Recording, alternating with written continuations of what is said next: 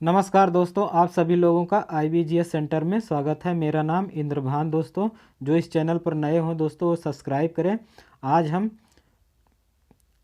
ऋग वैदिक काल दोस्तों क्या ऋग वैदिक काल के बारे में अध्ययन करेंगे। दोस्तों क्या ऋग वैदिक काल के बारे में हम जानेंगे आज यहाँ पे। तो ऋग वैदिक काल को हम किस प्रकार से पढ़ेंगे दोस्तों, इस प्रकार का एक प्रारूप है दोस्तों। हम इसी प्रकार से आज हम इस लेक्चर को पढ़ाएंगे दोस्तों। पहले पे हम साक्ष्य के बारे में अध्ययन बताएंगे।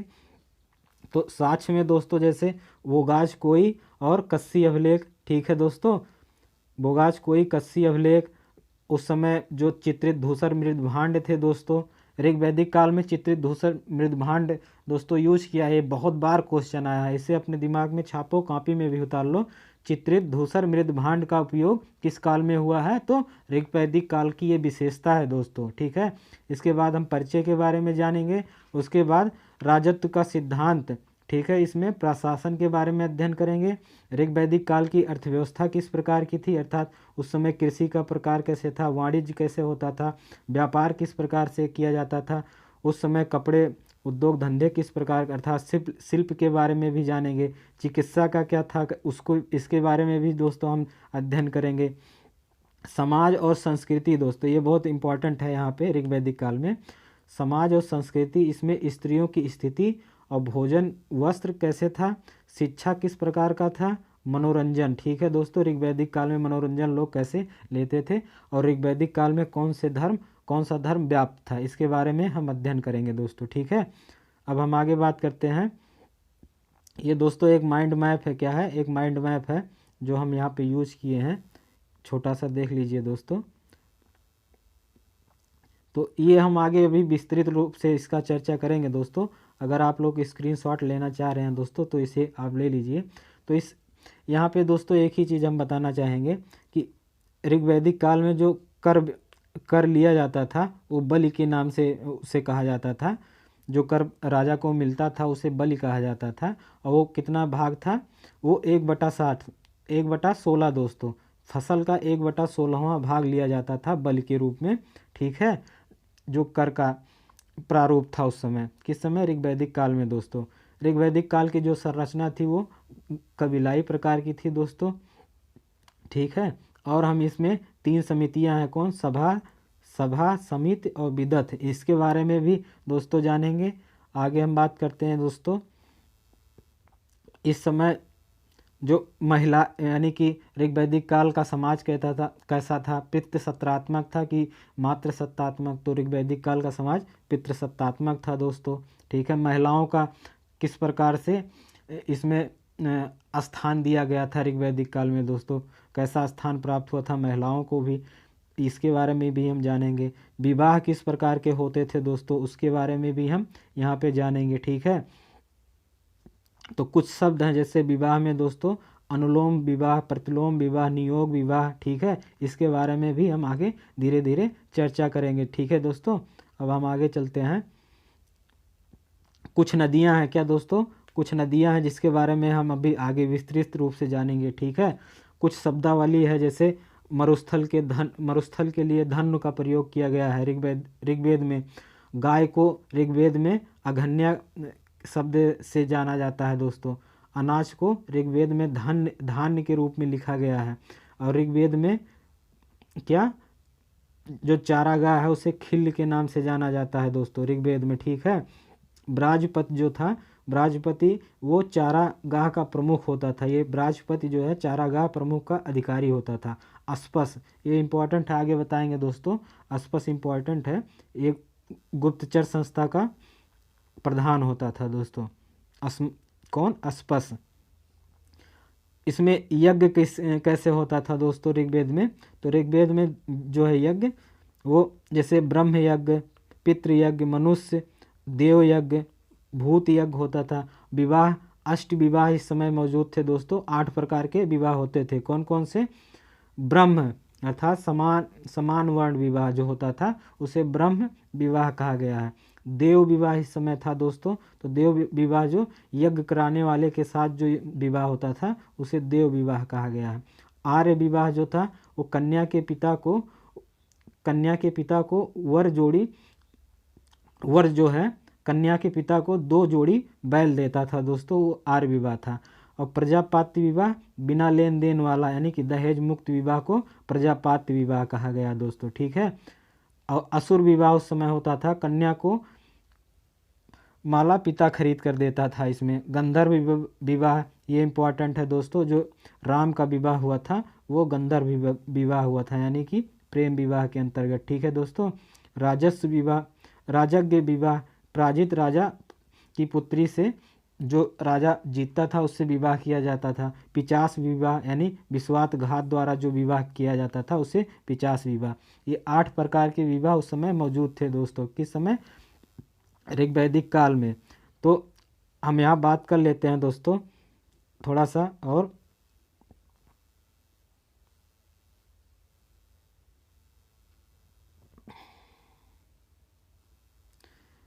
बहुत सारे इस समय दोस्तों यज्ञ होते थे। और ये तो ये जो इधर ब्रह्म विवाह, पितृ विवाह, ये तो लोग अपने लिए यानी कि अपने कुटुंब, जो एक परिवार होता था अपने लिए करता था। लेकिन दोस्तों कुछ यज्ञ और होते थे, जैसे इसे राजसूय यज्ञ, ये राज्याभिषेक के समय होता था, ये विशेष यज्ञ है दोस्तों, ठीक है।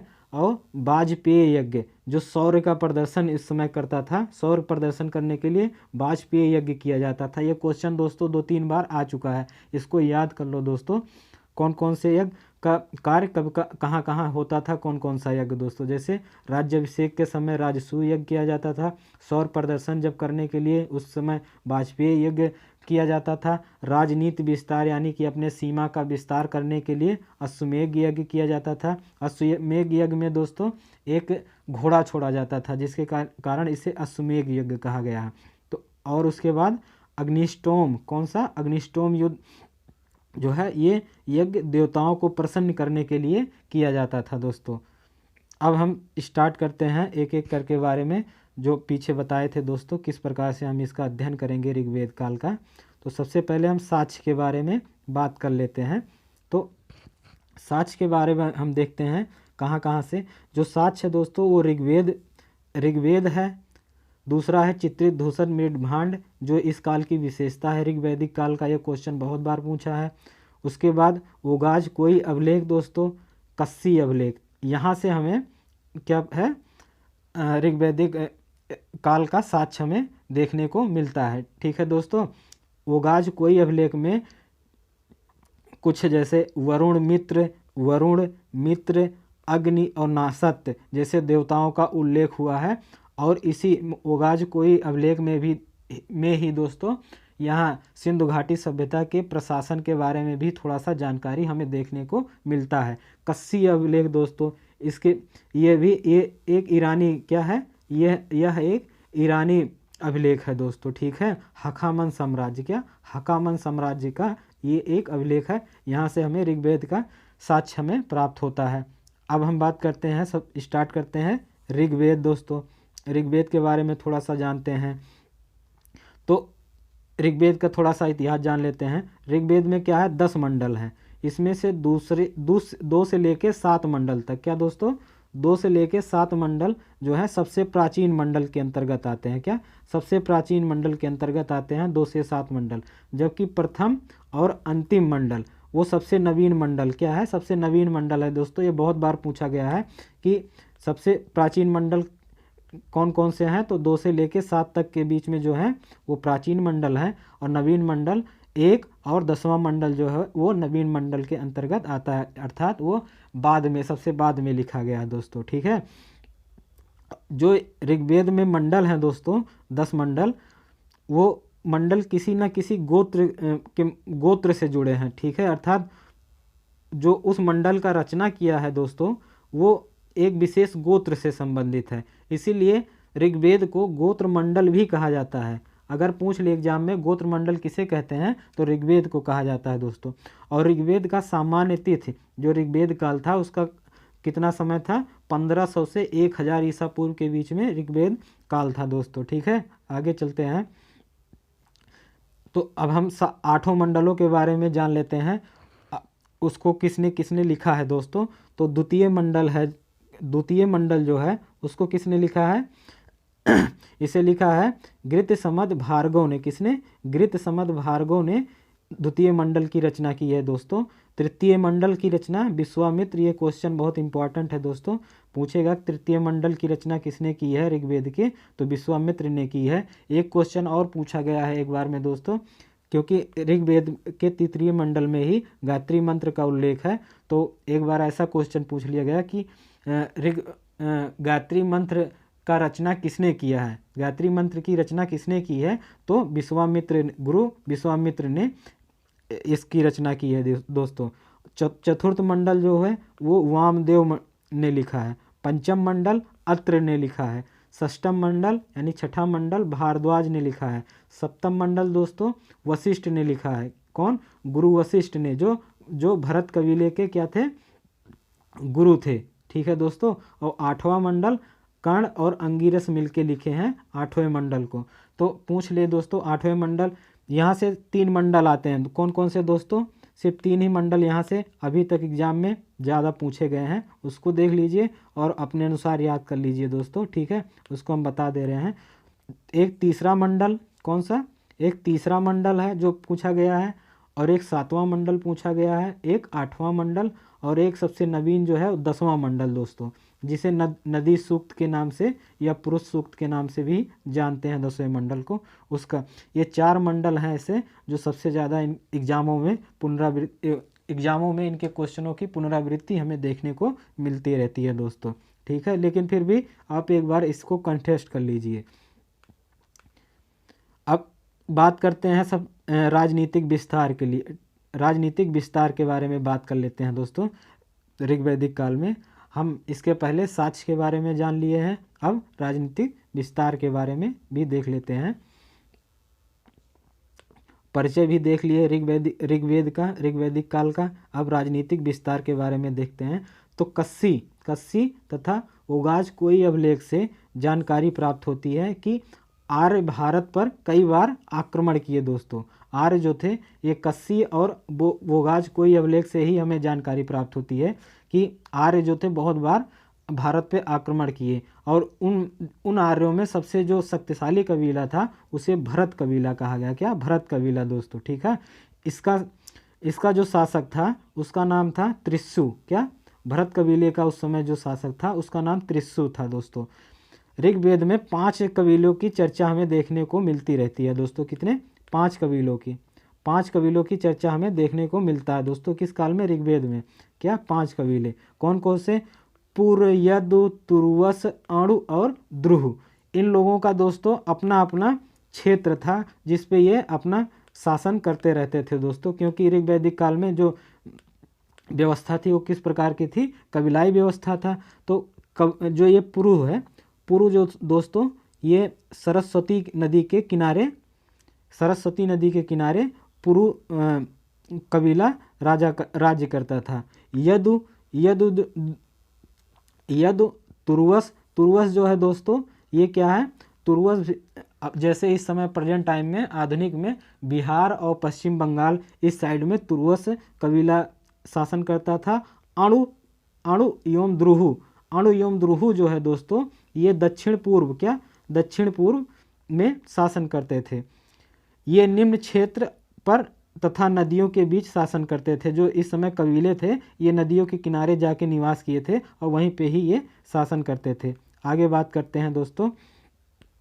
जो ये कबीले थे जो जिस क्षेत्र पे शासन करते थे उस क्षेत्र को ऋग्वैदिक काल में विभिन्न नामों से जाना जाता था। जैसे ब्रह्मवर्त जो क्षेत्र था, अब आधुनिक में कुरुक्षेत्र के आसपास का जो क्षेत्र है इसे ब्रह्मवर्त ऋग्वेद काल में कहा गया दोस्तों। इसी तरह ब्रह्म ऋषि देश, ये गंगा यमुना का जो आधुनिक दोआब है दोस्तों इसे ब्रह्म ऋषि के नाम से जानते थे। कब? ऋग्वैदिक काल में। इसी प्रकार से मध्य देश, अब हम मध्य देश के बारे में देख लेते हैं दोस्तों। मध्य देश जो था ऋग्वैदिक काल में आधुनिक हिमालय और विंध्य क्षेत्र को कहा जाता है दोस्तों मध्य देश। आर्यवर्त जो क्षेत्र था वो आर्यों का संपूर्ण प्रभाव वाला क्षेत्र था। कौन? आर्यवर्त दोस्तों। ठीक है, इसमें जो भरत है ये भरत किस पे? ब्रह्मवर्त क्षेत्र पे शासन करता था।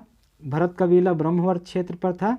और पुरु जो था दोस्तों वो ब्रह्म ऋषि, यानी कि ब्रह्म ऋषि क्षेत्र किसे? जो ये सरस्वती नदी जो है दोस्तों वो ब्रह्म ऋषि का क्षेत्र है। ठीक है, ब्रह्म ऋषि का क्षेत्र कौन सा है? ये सरस्वती का क्षेत्र ब्रह्म ऋषि का क्षेत्र है। और जो आधुनिक कुरुक्षेत्र का दोस्तों जो क्षेत्र है उसे भरत द्वारा शासन, वहाँ पे भरत कबीले द्वारा शासन किया जाता था। यदु जो है दोस्तों ये पश्चिम में शासन करता था, अर्थात ये पंजाब के साइड में। और अनुदुरुहु जो कबीला है ये दोस्तों आर्यों का प्रभाव वाला क्षेत्र था। आधुनिक में दोस्तों जो पंजाब है वहाँ पे अनुद्रुहु शासन करते थे दोस्तों। ठीक है, अब ऋग्वेद में दोस्तों कुछ प्राचीन नदियों के नाम भी हमें देखने को मिलते हैं। तो ऋग्वेद में जैसे झेलम को हम किस नाम से जानते थे? जो ये आधुनिक नाम है दोस्तों, आधुनिक नाम, और ये प्राचीन नाम जो ऋग्वेद में हमें देखने, इसी नाम से हमें ऋग्वेद में नदियों की जानकारी प्राप्त होती है। तो झेलम को दोस्तों उस समय क्या कहा जाता था? ऋग्वेद समय में वितिस्ता कहा जाता था। अस्कनी को, जो चेनाब नदी आधुनिक है दोस्तों, या चंद्रभाग नदी जो है उसे अस्कनी के नाम से हमें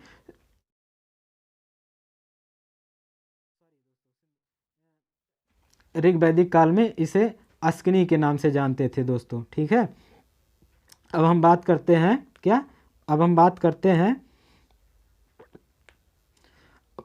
हैं परुष्णी या रावी। ठीक है दोस्तों, क्या? परुष्णी या रावी, आधुनिक में इसे रावी या इरावती कहते हैं, और उस समय ऋग्वेद काल में परुष्णी के नाम से जानते हैं दोस्तों। ये बहुत इंपॉर्टेंट नदी है, ये क्वेश्चन बहुत बार पूछा गया। ठीक है, क्योंकि यहीं पे दोस्तों दसराग युद्ध हुआ था ऋग्वेद में, जिसका उल्लेख है दसराग युद्ध का, यहीं पे परुष्णी नदी के किनारे ही हुआ था, और भरत कबीले की इसमें जीत हुई थी दोस्तों।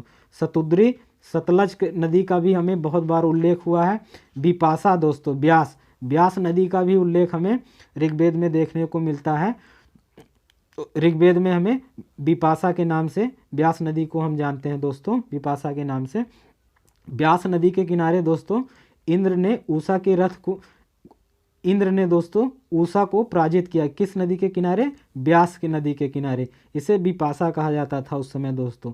तो अगर क्वेश्चन में पूछे कि इंद्र और उषा के बीच में जो युद्ध हुआ था उसमें उषा पराजित हुआ था, किस नदी के किनारे हुआ था? तो जो ऋग्वेद में दोस्तों जिस शब्द का प्रयोग हुआ है नदी के लिए, यानी कि बिपाशा जो प्रयोग हुआ है, तो वहाँ पे आंसर जो है बिपाशा के नाम से भी हो सकता है। तो आप इसके आधुनिक नाम और प्राचीन नाम दोनों दोस्तों याद कर लो। ठीक है, और कॉपी में भी उतार लो, दिमाग में भी छाप लो दोस्तों।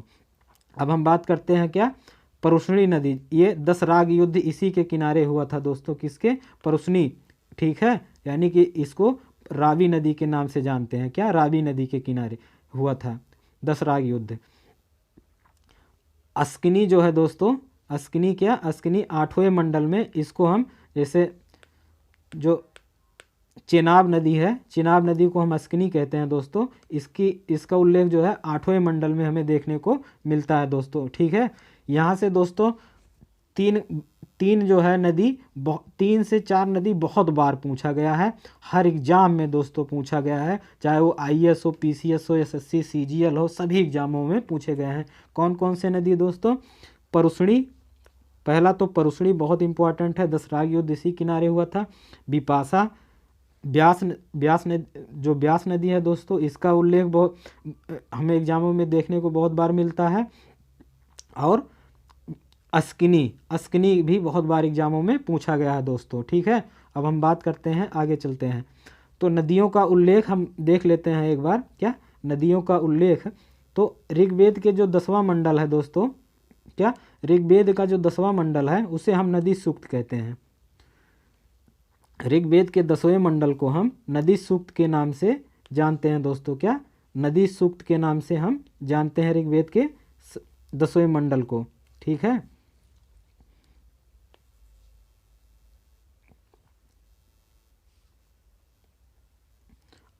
क्या दोस्तों? 10वें मंडल के नाम से हम जानते हैं। ठीक है, अब हम बात करते हैं बात करते हैं ऋग्वेद में दोस्तों 19 बार, कितने बार? 19 बार दोस्तों, 19 बार, 19 बार दोस्तों इसका उल्लेख हुआ है। किसका? ऋग्वेद में नदियों का दोस्तों, 19 नदियों का उल्लेख, 19 बार दोस्तों ऋग्वेद में 19 नदियों का ऋग्वेद में उल्लेख हुआ है दोस्तों। पहला नदी है जो सबसे पवित्र नदी है, कौन सी है? सरस्वती नदी। तो सरस्वती ऋग्वेद में दोस्तों बहुत फेमस नदी थी, ठीक है, बहुत फेमस नदी है ये नदी। जो दोस्तों ये नदी है दोस्तों, इस नदी का जो उल्लेख है दोस्तों वो हमें ऋग्वेद में देखने को मिलता है। इस नदी को, इसे दोस्तों क्या, इसे नदियों की माता, किसे? वेद को नदियों की माता कहा गया है, वाणी कहा गया है, प्रज्ञा, संगीत की प्रेरणा कहा गया है। किसे? सरस्वती को, ठीक है दोस्तों। ऋग्वेद काल में आर्य सप्त सैंदो प्रदेश में, ऋग्वेद काल में जो आर्य थे वो सप्त सैंदो प्रदेश में निवास करते थे दोस्तों, ठीक है। सप्त सैंदो मतलब 7 नदियों का जो देश है उसे सप्त सैंदो प्रदेश कहते हैं दोस्तों। इसमें सिंधु नदी और पंजाब की 5 नदी, पंजाब की 5 नदी कौन कौन? जैसे झेलम, चिनाब, रावी, ब्यास और सतलज दोस्तों। झेलम, चिनाब, रावी, ब्यास और सतलज, ये 5 नदियां हैं दोस्तों, ये पंजाब में पाई जाती हैं। और 2 नदी और कौन कौन सी? सिंधु नदी और दूसरी नदी क्या है? सरस्वती नदी। इसका भी उल्लेख हमें प्राप्त होता है कहाँ? सॉरी, इसका भी प्राप्त होता है कहाँ? ऋग्वेद काल में दोस्तों, ठीक है। अब हम बात करते हैं सरयू नदी के बारे में। तो सरयू नदी का दोस्तों जो है ऋग्वेद के अनुसार दोस्तों, ऋग्वेद के अनुसार चित्रया कबीला और औना कबीला, क्या? चित्रया औना कबीला को दोस्तों यदु और तुर्वस के द्वारा सरयू नदी के किनारे पराजित किया गया था। किसे? चित्रया और औना कबीला को यदु तुर्वस ने पराजित किया था। सरयू नदी को दोस्तों ऋग्वेद में 3 बार इसका उल्लेख हमें या चर्चा देखने को मिलता है दोस्तों, ठीक है। अब हम बात करते हैं आगे यमुना नदी के बारे में देखते हैं दोस्तों। यमुना नदी दोस्तों ऋग्वेद के एक मंत्र में, क्या? ऋग्वेद के एक मंत्र में अज, सूत्रु, सित्रु व यच्छु के साथ सुदास का युद्ध की चर्चा हमें देखने को मिलता है दोस्तों, ठीक है। कहाँ? हमें ऋग्वेद में अज, सित्रु, यच्छु ये युद्ध किए थे किसके साथ? सुदास के साथ दोस्तों। इसमें सुदास विजयी हुआ था। कौन? सुदास इसमें विजयी हुआ था। ये किस नदी के किनारे युद्ध लड़ा गया था? तो यमुना नदी के किनारे दोस्तों। काशी, काशी, काशी दोस्तों ये गंगा के किनारे स्थित है, तो गंगा का भी उल्लेख हमें ऋग्वेद में देखने को मिलता है।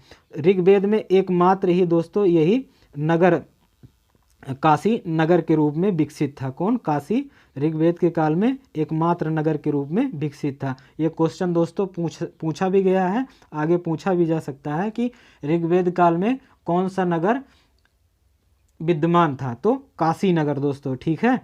समुद्र, समुद्र के बारे में भी कहीं कहीं दोस्तों किसी किसी मंत्र में देखने को मिलता है। 4 समुद्र के बारे में यहाँ बताया गया है। ये पहले का नाम अपर है, दूसरे का नाम पूर्व है, तीसरे का नाम है सरस्वत, चौथे का नाम है दोस्तों सरयनावत, ठीक है। इसका उल्लेख मिला हुआ है दोस्तों। या तो उस समय ये समुद्र रहे होंगे, नहीं तो वो सिंधु नदी के जो विशाल जलधारा है उसके घोतक रहे होंगे दोस्तों। अब हम बात करते हैं पर्वत के बारे में। क्या? पर्वत के बारे में हम देख लेते हैं दोस्तों। पर्वत, इस समय ऋग्वेद में अनेक जगह पर पर्वतों का उल्लेख हुआ है दोस्तों। जैसे हिमालय को हिमवंत कहा गया है, हिमवंत तथा मूजवंत कहा गया है। किसे? हिमालय को। और सरयानावत किसे कहा गया है? कश्मीर घाटी को दोस्तों। विंध्य व सतपुड़ा ये 2 ऐसे पर्वत हैं जिनका उल्लेख हमें ऋग्वेद में देखने को नहीं मिलता है। कौन? विंध्य और सतपुड़ा दोस्तों। मरुस्थल, तो मरुस्थल ऋग्वेद में हमें मरुस्थल शब्द प्रयोग हुआ है, तो कौन सा शब्द उस मरुस्थल के लिए ऋग्वेद में हुआ है दोस्तों? धन्व। क्या? धन्व शब्द को हम मरुस्थल के नाम से जानते थे कि ऋग्वेद काल में। ऋग्वेद में 3 मरुस्थलों की चर्चा हुई है दोस्तों। 3 मरुस्थल की चर्चा ऋग्वेद में हमें देखने को मिलता है। उस समय क्या आर्य और अनार्य, ऋग्वेद में दोस्तों आर्य और आर्य आपस में युद्ध कर लेते थे, और कहीं कहीं पर दोस्तों आर्य और अनार्य, अनार्य उन्हें कहा गया है जो दास थे दोस्तों, आर्य और दास, ठीक है, इनके बीच में युद्ध देखने को मिलता है। और ये युद्ध सामान्यतः किस लिए होता था?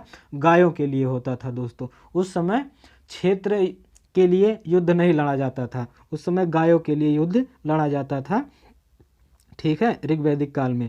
अब हम देख लेते हैं दशराग युद्ध। क्या दशराग युद्ध में दोस्तों ये युद्ध क्यों लड़ा गया? इसमें ऐसा बताया जाता है दोस्तों ऋग्वेद में कि जो ये विश्वामित्र हैं दोस्तों, ये पहले भरत के गुरु थे, भरत कबीले के गुरु थे, लेकिन कुछ समय कुछ समय बीत जाने के पश्चात दोस्तों भरत कबीले ने गुरु वशिष्ठ को अपना गुरु मान लिया दोस्तों, जिससे गुरु विश्वामित्र क्रोधित हो गए और वो जाके विपक्ष से मिल गए दोस्तों। विपक्ष में 5 आर्य कबीला और 5 अनार्य कबीला। तो 5 आर्य कबीला कौन कौन से थे दोस्तों? ये पूर्व यद तुरुवस अणु द्रुहु, ये 5 आर्य कबीला, और 5 अनार्य कबीला कौन कौन से थे? अकींस, पख्त, भलानस और बिसाड़ी। ये 5 दोस्तों आपको, ये 5 इधर दोस्तों, दोनों मिला के 10 कबीले हुए, जिसके कारण इसे दशराग युद्ध के नाम से जाना गया। और भरत कबीला एक तरफ था और ये 10 कबीले एक तरफ थे, ठीक है। 5 आर्य कबीला पूर्व यद तुर्वस अणतुर द्रुह, ये 5 आर्य कबीला, और 5 अनार्य कबीला यानी कि 5 दास कबीले जो थे वो दोनों मिलके यानी कि 10 कबीले मिलके दशराग युद्ध को लड़े थे। लेकिन दोस्तों इसमें गुरु वशिष्ठ जिसका साथ दे रहे थे, अर्थात भरत कबीले के ही लोग इसमें विजित हुए दोस्तों, ठीक है, दशराग युद्ध में। अब हम आगे चलते हैं दोस्तों, राजत्व का सिद्धांत, ठीक है। अब हम राजत्व के बारे में बात करेंगे दोस्तों।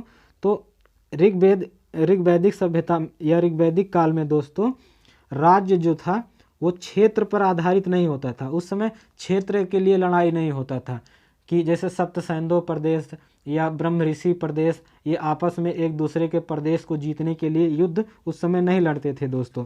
उस समय जो युद्ध होता था दोस्तों वो पहले ही बता चुके हैं कि गायों के लिए होता था। तो इसलिए उस समय जो राजत्व का सिद्धांत था या राजा जिस प्रकार का अपना क्या बोलते हैं प्रशासन चलाता था, तो वो प्रशासन दोस्तों क्षेत्र पे आधारित ना होके लोगों पर आधारित था। यानी कि जो राजा होता था ऋग्वैदिक काल में वो यानी कि जन लोगों का राजा हुआ करता था।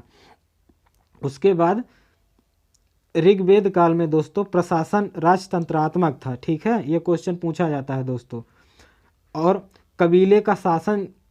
कबीलों का जो शासक था दोस्तों, शासन जो था वो प्रधानों के द्वारा किया जाता था। राजा निम्न उपाधि लेता था, विषामपति, क्योंकि ग्रामीणी, गोप्ता, गोपति पद को धारण करता था दोस्तों, ठीक है।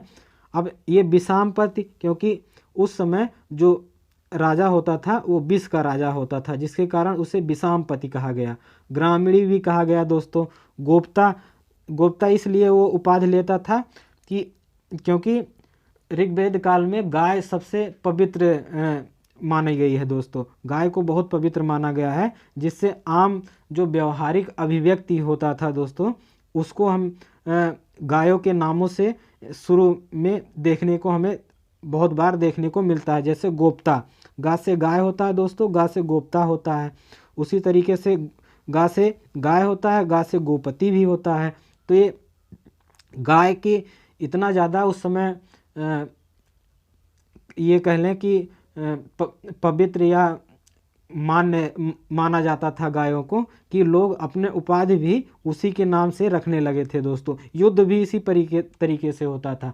युद्ध को हम गम में, गा से गाय होता, गा से गम, तो गम में युद्ध होता था, ठीक है दोस्तों। ग्राम इसी तरीके से युद्ध को भी हम युद्ध के नाम को भी रखते थे गाय के नाम पर ही।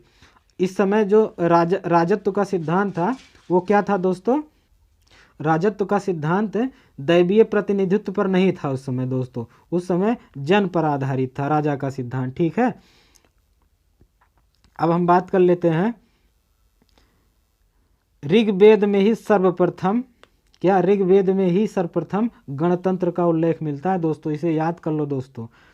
राजा का मुख्य जो दो कर्तव्य थे दोस्तों, वो युद्ध में कबीलों का नेतृत्व करना था और दूसरा जो था कर्तव्य वो कबीलों की रक्षा करना दोस्तों, यही दो कर्तव्य थे। ठीक है, अब हम बात कर लेते हैं प्रशासन के बारे में। तो ऋग्वेद में यहाँ से दोस्तों दो क्वेश्चन पूछे जाते हैं। एक तो इसे पूछ लेता है क्वेश्चन में कि ऋग्वैदिक काल के प्रशासन को अवरोही क्रम में लगाएं या बढ़ते हुए क्रम में लगाएं। तो सबसे छोटा जो था वो कुल या कुटुंब के नाम से जाना जाता था।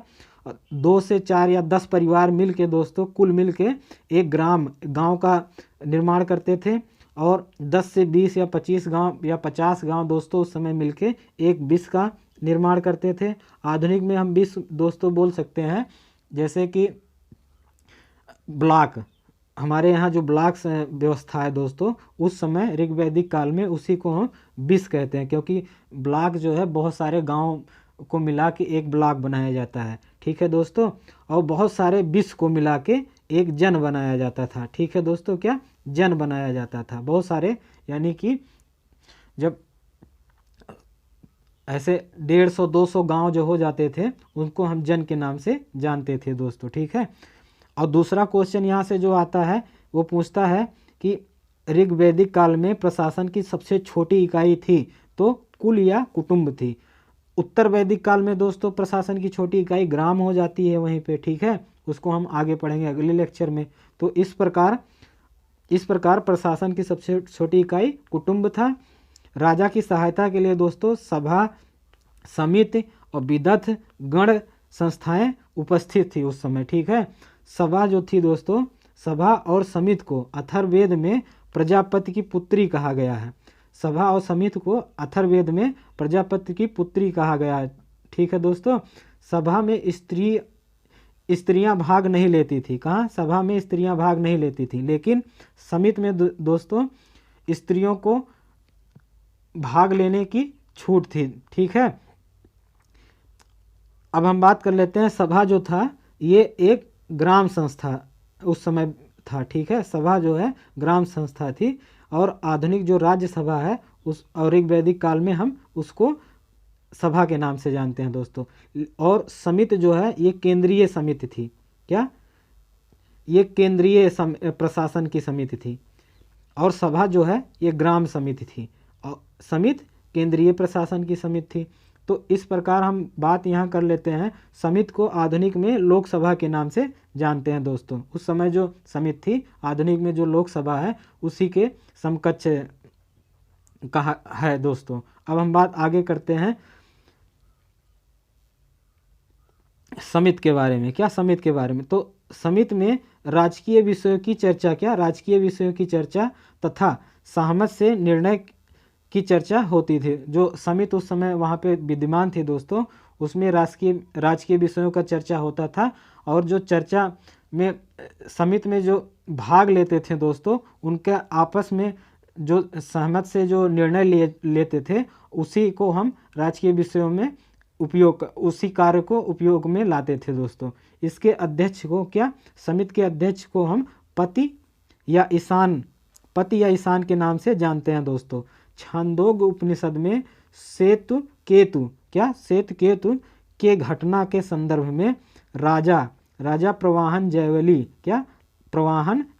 को पांचाल समिति, कौन सी समिति? पांचाल समिति में उपस्थित दिखाया गया है। ठीक है दोस्तों, कि यहाँ पे छांदोग्य उपनिषद में दोस्तों। अब एक और संस्था था उस समय, उसको हम विदथ के नाम से जानते हैं दोस्तों। ये क्वेश्चन बहुत बार आया है कि आर्यों की सबसे प्राचीन संस्था कौन था? तो विदथ। क्या? विदथ आर्यों की सबसे प्राचीन संस्था, या ऋग्वैदिक काल में सबसे प्राचीन संस्था कौन सी थी? तो विदथ था दोस्तों। ठीक है, इसका जो कार्य था सैनिक कार्य था, असैनिक धार्मिक कार्यों इत्यादि कार्यों से इसका संबंध होता था ठीक है दोस्तों। सैनिक कार्यों से, असैनिक, धार्मिक इत्यादि कार्यों से विदथ का संबंध होता था। विदथ का ऋग्वेद में दोस्तों 122 बार उल्लेख किया गया है। ठीक है, अब हम बात कर लेते हैं ऋग्वैदिक प्रशासन के बारे में। क्या? ऋग्वैदिक प्रशासन के बारे में। तो करारोपण प्रणाली, इस समय ऋग्वेद काल में करारोपण प्रणाली विद्यमान नहीं था दोस्तों। ठीक है, जिसके कारण अधिकारियों की संख्या बहुत कम थी। तो ऋग्वेद में जो प्रशासन है वो बहुत कम अधिकारी के बीच में था, क्योंकि उस समय करारोपण व्यवस्था प्रचलित ही नहीं था। ठीक है, अब उस समय जो अधिकारी थे उनके नाम हम जान लेते हैं। जैसे एक अधिकारी का नाम पुरोहित था, ये राजा को परामर्श देता था। दूसरे अधिकारी, एक अधिकारी था सेनानी। ठीक है, इसका कार्य क्या था? सेना का नेतृत्व करना। तो ऋग्वेद में पूछता है दोस्तों, इसके कार्यों के बारे में ऐसे पूछेगा, क्वेश्चन देगा, ऋग्वेद में पुरोहित का क्या कार्य था? तो राजा को परामर्श देने का कार्य था। ऋग्वैदिक काल में सेनानी का क्या कार्य था? तो सेना का नेतृत्व करना था। इसी तरीके से ऋग्वेद में कुलपति अधिकारी का क्या कार्य था? तो वो परिवार का मुखिया होता था, कुलपति। इसी प्रकार से क्वेश्चन पूछेगा, विस्पति अर्थात विस का प्रधान कौन सा अधिकारी होता था? तो विस के प्रधान को हम विस्पति के नाम से जानते थे। एक ये बहुत इम्पॉर्टेंट क्वेश्चन है, अस्पस जो अधिकारी होता था या संस्था होती थी दोस्तों, वो गुप्तचर से संबंधित था। ठीक है, ब्राजपति, चारागाह का अधिकारी जो होता था उसे हम ब्राजपति कहते थे, और गुप्तचर के अधिकारी को हम अस्पस कहते थे। और दुर्ग के अधिकारी, क्या? दुर्ग के अधिकारी को हम पुरुष के नाम से ऋग्वेद में उल्लेख हमें देखने को मिलता है। दुर्ग का अधिकारी जो होता था उसे हम पुरुष के नाम से जानते हैं ऋग्वैदिक काल में। अब हम बात करते हैं आगे, ऋग्वेद काल में न्याय व्यवस्था किस प्रकार का था उसको हम देख लेते हैं। तो इस काल में विधि तथा न्याय की स्पष्ट जानकारी नहीं थी। किस काल में? ऋग्वैदिक काल में विधि और न्याय की स्पष्ट जानकारी हमें नहीं देखने को मिलता। फिर भी सामान्यतः न्याय जो है वो पुरोहित की सहायता से राजा करता था। छोटे छोटे जो मुद्दे हैं वो ग्राम पंचायतों के द्वारा हल कर लिए जाते थे। अब हम बात करते हैं ऋग्वैदिक के अर्थव्यवस्था के बारे में दोस्तों। तो यहाँ से एक क्वेश्चन बहुत बार हमेशा पूछा जाता है कि ऋग्वैदिक सभ्यता का मुख्य पेशा क्या था? तो ऋग्वैदिक काल में जो है लोगों का मुख्य पेशा जो था वो पशुचरण था या पशुपालन था, और द्वितीय इनका क्या पेशा था? कृषि था। ठीक है, धनी व्यक्ति को गोमत, द्रविड़, रेवान कहा जाता है। इस काल में जो ऋग्वेद में धनी व्यक्ति को गोमत के नाम से कहा गया, गोमत नाम से चर्चा देखने को मिलता है। रेवान शब्द का उल्लेख हुआ है दोस्तों। तो रेवान और द्रविड़, गोमत, ये सब जो शब्द हैं ये धनी व्यक्ति के लिए उपयोग किए गए हैं ऋग्वेद में दोस्त। अब हम बात करते हैं पशुचारण या पशुपालन। तो ऋग्वेद में गाय का महत्व बहुत ज़्यादा था, क्यों? इसी कारण गाय को अघन्य बोला गया है। क्या? गायों को अघन्य कहा गया है, यानी कि ना मारा जाने वाला पशु। ठीक है, मंत्रों के अनुसार पूषण को पशुओं का देवता कहा गया है। ठीक है, पूषण जो है दोस्तों, इसका उल्लेख हमें, या नासत्य पूषण एक ही है, इसका उल्लेख हमें बोगाज स्नेही में देखने को भी मिलता है और ऋग्वेद में भी देखने को मिलता है। अब बात कर लेते हैं कृषि कैसे था। ये द्वितीय पेशा था ऋग्वेद में। ठीक है, तो ऋग्वेद के चौथे और दसवें मंडल में कृषि की चर्चा 24 बार किया गया है। ठीक है दोस्तों, कितने बार? कृषि का उल्लेख ऋग्वेद में 24 बार मिलता है, और कौन कौन से मंडल में? 2 और 10वें मंडल में कृषि का उल्लेख हमें 24 बार देखने को मिलता है। चौथे मंडल में कृषि का विवरण है, ठीक है, कौन कौन से कृषि या किस ऋतु में कौन सी कृषि की जाती थी, इसका विवरण हमें चौथे मंडल में देखने को मिलता है। उपजाऊ खेत के लिए क्या, उपजाऊ खेत के लिए ऋग्वेद में, उपजाऊ खेत के लिए ऋग्वेद में उर्वरा शब्द का प्रयोग किया गया है। तो क्वेश्चन देगा कि ऋग्वैदिक काल में उर्वरा शब्द का अर्थ है, तो उपजाऊ खेत या जुते हुए खेत को उर्वरा कहा जाता था। हल के लिए लांगर, क्या लांगर या सीर, लांगर या सील शब्द का प्रयोग हमें देखने को मिलता है ऋग्वेद में, ठीक है, हल का। उसी तरीके से जो हल की रेखा, यानी कि जो हल चलाने के बाद जो एक रेखा बन जाता है उसी को हम सीता कहते हैं, क्या सीता बोला गया है। ऋग्वेद में नहर को कुल्या शब्द से बताया गया है, क्या कुल्या को आधुनिक में हम नहर कहते हैं, ऋग्वेद में कुल्या शब्द का उल्लेख हुआ है। उसी तरीके से खनित्रिमा, क्या खनित्रिमा एक यंत्र था दोस्तों, इसके सहायता से भी ऋग्वेद में हम कृत्रिम सिंचाई करते थे। तो ऋग्वेद में हम क्या, ऋग्वेद में जो कृत्रिम सिंचाई करते थे वो कुल्या तथा खनित्रिमा, कुल्या व खनित्रिमा के सहायता से कृत्रिम सिंचाई करते थे। कुएं के लिए कौन सा शब्द उपयोग हुआ है ऋग्वेद में, अवल, अवल दोस्तों। तो ये आप इसे रट लो दोस्तों और दिमाग में भी छाप लो। कुल्या शब्द का उपयोग, कुल्या का अर्थ है आधुनिक में नहर, और खनित्रिमा एक यंत्र है, इसका उपयोग करके हम कृत्रिम सिंचाई ऋग्वेद काल में करते थे। अवल के लिए, अवल जो है कुएं के लिए प्रयोग हुआ है। अब हम बात कर लेते हैं ऋग्वेद में जौ, ठीक है, क्या जौ को यौ कहा गया है, ठीक है, क्या कहा गया है ऋग्वेद में जौ को यौ कहा गया है। और धान्य शब्द अनाज शब्द के लिए प्रयोग हुआ है ऋग्वैदिक काल में। अनाज मापने के पात्र को उर्दर कहा जाता था, क्या उर्दर कहा जाता था अनाज मापने के पात्र को, उर्दर। ये क्वेश्चन बहुत बार आया है, हर एग्जाम में पूछा गया है दोस्तों कि ऋग्वेद काल में अनाज को किस यंत्र या माप से, किस पात्र से नापते थे, तो उसका नाम क्या है, उर्दर, क्या उर्दर है। अनाज के कोठार को यानी कोठरी को क्या कहते थे, स्तवी कहा जाता था। जहाँ पे अनाज रखा जाता था उसको हम स्तवी के नाम से जानते थे। आर्य क्या है, 5 ऋतुओं को जानते थे।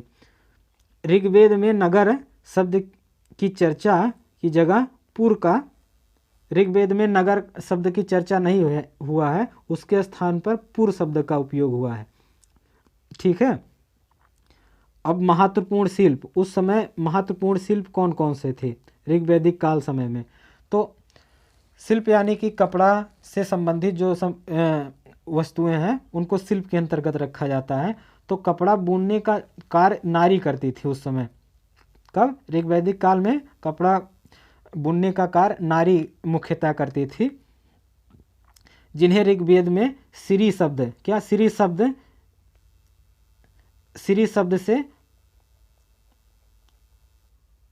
शब्द से जानते हैं, ठीक है। जो कपड़े बुनते थे उनको हम उनके लिए सिरी शब्द का प्रयोग किए हैं, किसमें, ऋग्वैदिक काल में दोस्तों, ऋग्वेद में। कपास शब्द का प्रयोग ऋग्वेद में नहीं हुआ है, यद्यपि ऊन शब्द जो है उसका प्रयोग ऋग्वेद में हमें देखने को मिलता है। बढ़ई को तछड़, क्या तछड़ कहा गया है, और करघा को तरस कहा गया है ऋग्वेद में। आगे बात करते हैं चिकित्सा। तो ऋग्वेद में क्या, ऋग्वेद में वैद्य शब्द का प्रयोग भीषक के रूप में हुआ है, क्या भीषक के रूप में हुआ है। ऋग्वेद काल के समय अश्वनी, वरुण और रुद्र कौन कौन, अश्वनी, वरुण और रुद्र का उल्लेख भीषक के रूप में हुआ है, ठीक है, यानी चिकित्सक के रूप में हमें देखने को मिलता है। एक बार ऐसे देख, ऋग्वेद में एक चर्चा, एक श्लोक में या मंत्र में चर्चा है दोस्तों, अश्वनी ने युद्ध में कटे हुए राजा के हाथ और पैर को जोड़ दिया था, जिससे हमें चिकित्सा की जानकारी मिलती है। इसी प्रकार से एक लंगड़े व्यक्ति को वरुण ने ठीक कर दिया था, यानी कि उसके पैर को सही कर दिया था वरुण ने।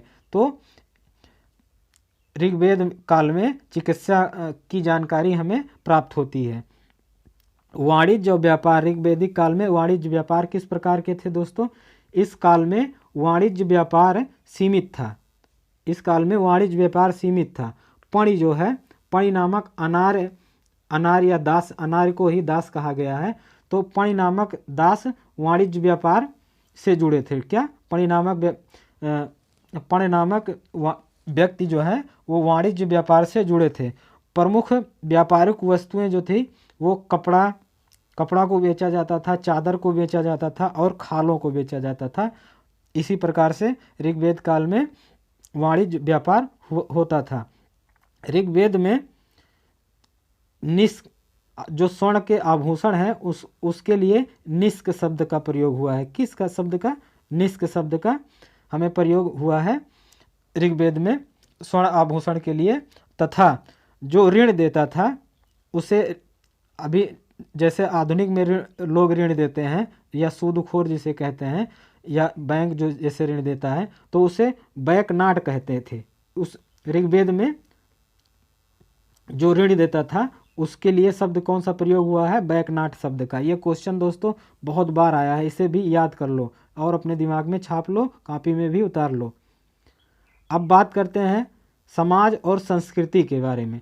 तो समाज और संस्कृति में हम देखेंगे स्त्रियों की स्थिति कैसा था उस समय ऋग्वैदिक काल में।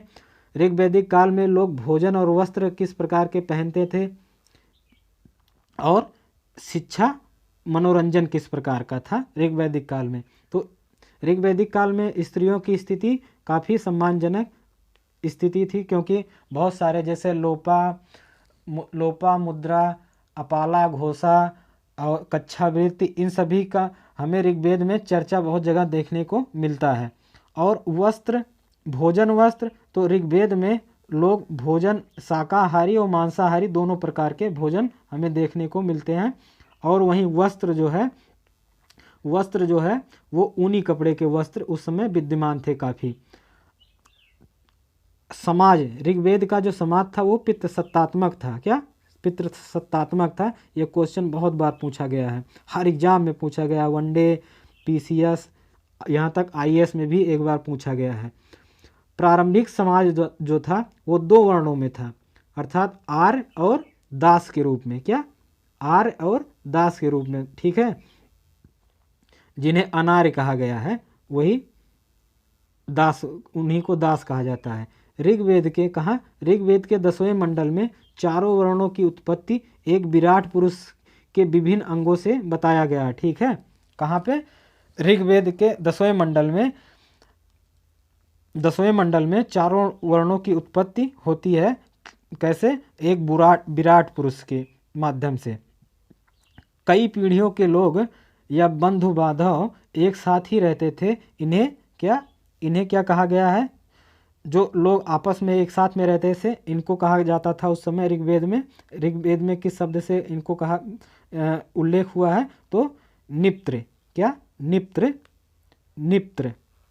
निप्त्र, ठीक है। आगे चलते हैं। अब हम स्त्रियों की स्थिति के बारे में बात करते हैं। स्त्रियों की स्थिति, समाज पितृसत्तात्मक होते हुए भी यथास्थिति आदर और सम्मान प्राप्त था। किसे? स्त्रियों को। समाज उस समय पितृसत्तात्मक था, फिर भी स्त्रियों को आदर सम्मान प्राप्त था। इस समय स्त्रियों को शिक्षा का अधिकार प्राप्त था। ऋग्वेद के काल में शिक्षा का अधिकार स्त्रियों को प्राप्त था। यह क्वेश्चन दोस्तों पूछा जाता है। इसी समय लोपामुद्रा, कौन? जैसे लोपामुद्रा, अपाला, घोषा, विश्वम्भरा, सिक्ता और कच्छा भित्ति। कच्छा भित्त, ये बहुत सारे विदुषी का उल्लेख ऋग्वेद में हमें देखने को मिलता है। ये सारे क्वेश्चन दोस्तों बहुत बार आए हैं। लोपामुद्रा बहुत बार पूछा गया है, अपाला को बहुत बार पूछा गया है, कच्छा भित्ति को भी पूछा गया है। ठीक है, अब हम बात करते हैं इस समय विधवा और अंतरजातीय विवाह, बहुपत्नित्व। ठीक है, बहुपतित्व का विवाह प्रचलन में था। विधवा विवाह भी होता था ऋग्वैदिक काल में, अंतरजातीय विवाह भी होता था ऋग्वैदिक काल में, और बहुपतित्व विवाह यानी कि एक स्त्री जो है वो 3 से 4 पुरुषों के साथ शादी कर सकती थी ऋग्वैदिक काल में।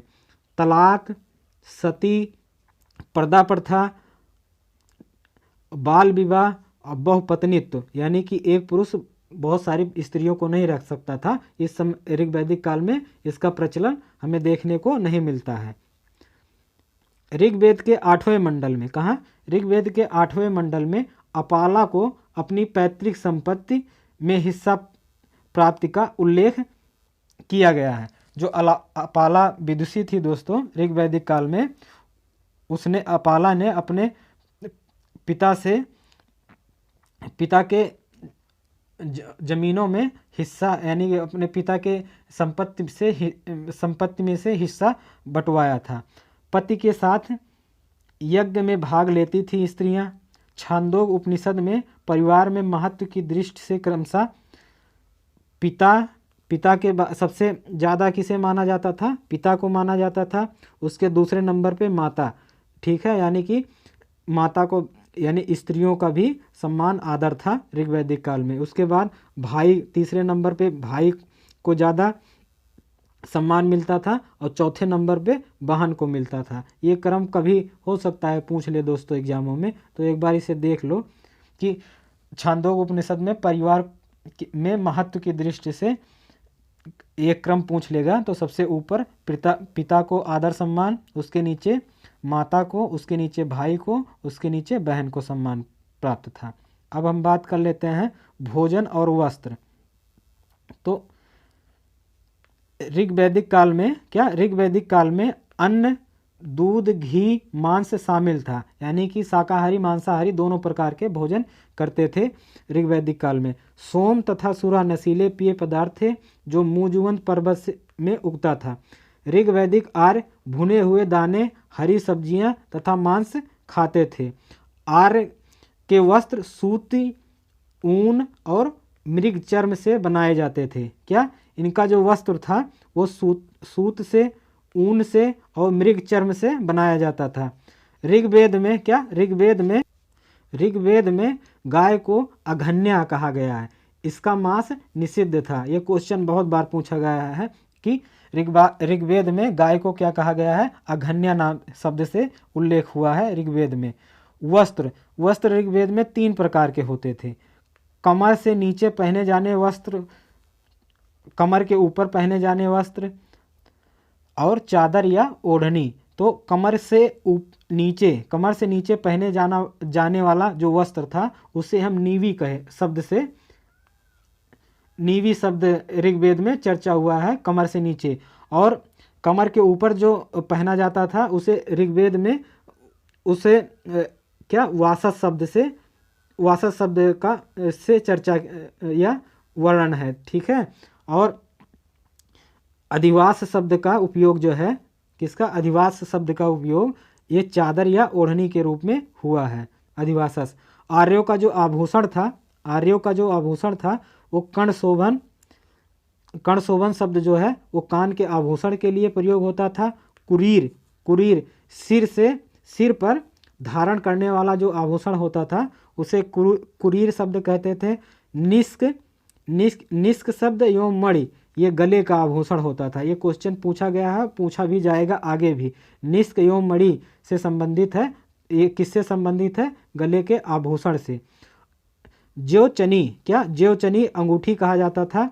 ज्योचनी शब्द का उपयोग हुआ है जो वर्तमान में जिसे हम अंगूठी कहते हैं, उस ऋग्वेद काल में उस शब्द को, अंगूठी को ज्योचनी कहते थे। प्रवर्त जो है शब्द कान के बाली के लिए उपयोग हुआ है। उस्तरा जो है उसे छुर बोलते थे। यह नाई को वाप्ता कहा गया है। ऋग्वेद में नाई को वाप्ता शब्द से उल्लेख किया गया है नाई का। शिक्षा का उल्लेख जो है 7वें मंडल में है। कहाँ? 7वें मंडल में शिक्षा का उल्लेख 7वें मंडल में है दोस्तों। इसे एकदम दिमाग में रट लो, दिमाग में बैठा लो और कॉपी में लिख भी लो, ठीक है। 7वें मंडल में शिक्षा का हमें उल्लेख मिलता है। अब बात कर लेते हैं ऋग्वेद का धर्म। तो ऋग्वेद में जो धर्म है दोस्तों, क्या ऋग्वेद का जो धर्म है, यद्यपि देवताओं की आराधना मानव के रूप में की जाती थी, ठीक है। जो देवता उस समय थे उनको हम मानव के रूप में हम पूजते थे। प्रसिद्ध विद्वान यास्क ने देवताओं के 3 वर्ग को निर्धारित किया है। क्या? 3 वर्ग यास्क विद्वान 3 वर्ग में विभाजित किए हैं।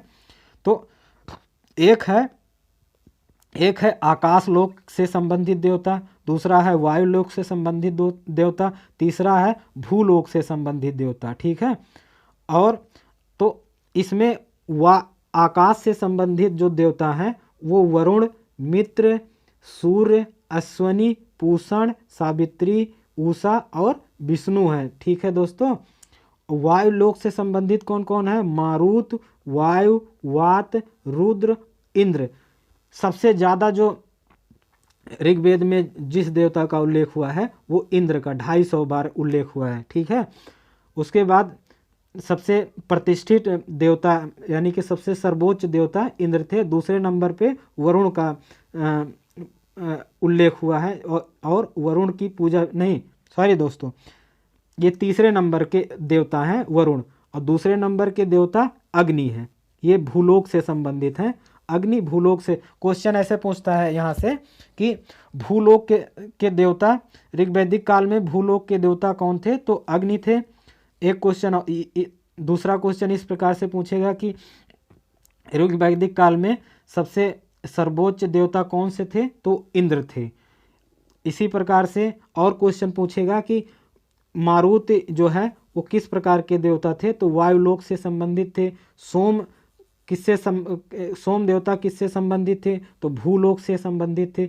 सरस्वती देवी जो थी वो कहाँ से संबंधित है? भूलोक से संबंधित है, ठीक है।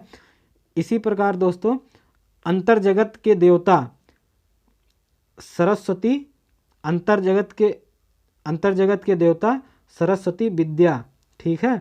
सरस्वती जो थी वो विद्या की देवी थी। ऋग्वेद में 2 जैन तीर्थकर जिन तथा अरिष्टनेम का उल्लेख या नाम मिलता है ऋग्वेद में। हमें कौन से? जिन और अरिष्टनेम। इसी के साथ दोस्तों ये लेक्चर समाप्त होता है। अगर आप इस लेक्चर को संपूर्ण लेक्चर को कंटेस्ट और अपना नोट्स बना लेते हैं तो आप पीसीएस कोई भी, चाहे बिहार पीसीएस या यूपी पीसीएस, यूपी सीटेट या कोई भी एग्ज़ाम हो दोस्तों, आपका एक भी क्वेश्चन गारंटी के साथ मैं बोल रहा हूँ छूटेगा नहीं। आप 99% क्वेश्चन कंपटीशन के क्वेश्चन को आराम से सॉल्व कर ले जाएंगे, ठीक। अब हम दोस्तों इस लेक्चर को समाप्त करते हैं।